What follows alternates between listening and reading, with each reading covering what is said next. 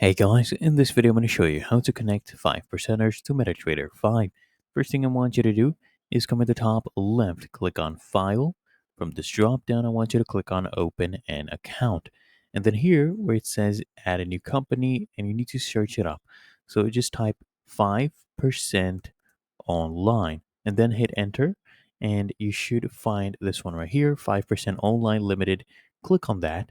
Click here on Next, and then it will ask you to log in. So click here on Connect with an existing trade account, and then where it says Login, I want you to go ahead and log in with the login details I'll give you from 5percenters.com. Copy and paste in your login. Do the same thing for password, and then make sure you choose the correct server. So we're choosing real, and then you click here on Finish.